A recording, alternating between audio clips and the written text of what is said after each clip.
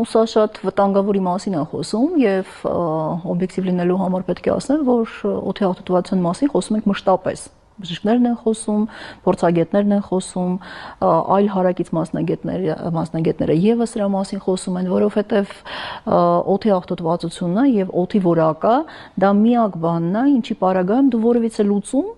որպես քաղաքացի իրականացնել չես կարող։ Եթե դու կարող ես ընտրովի ինչ-որ սնունդ օգտագործես, որը կլինի առողջ,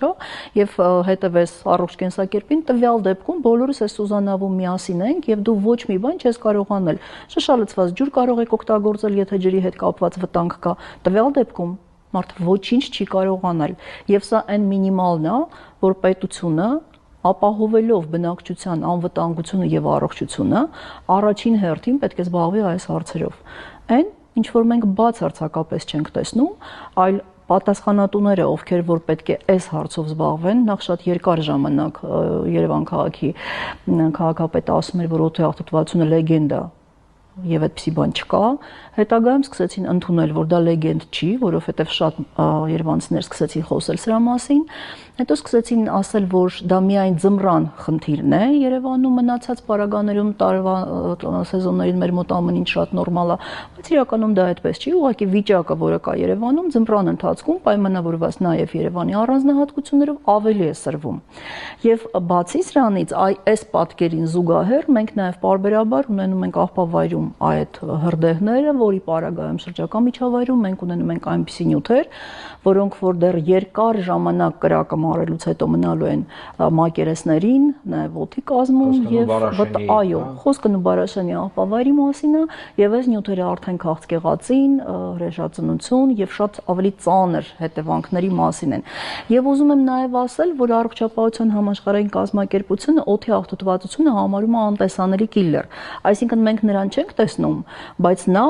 ուղղակիորեն ազդում է մեր առողջության վրա եւ եթե մահվան հավելյալ դեպքերի մասին խոսենք, ապա օդի աղտոտվածությունը պայմանավորվում է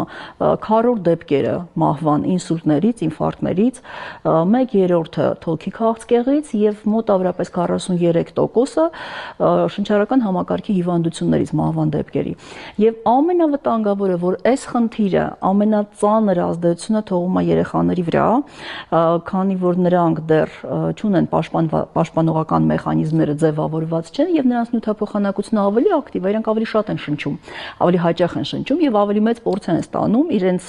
մարմնի զանգվածին համարժեք։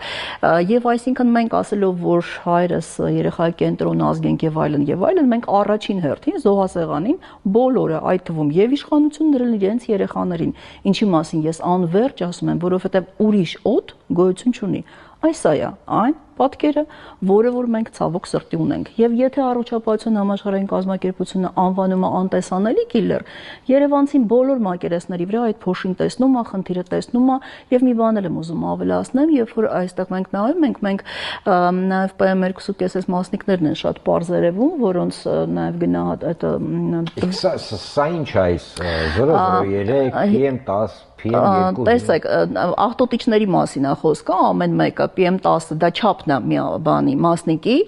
PM2.5 ամենավտանգավորներն են, որովհետև այն ազոտի օքսիդն է,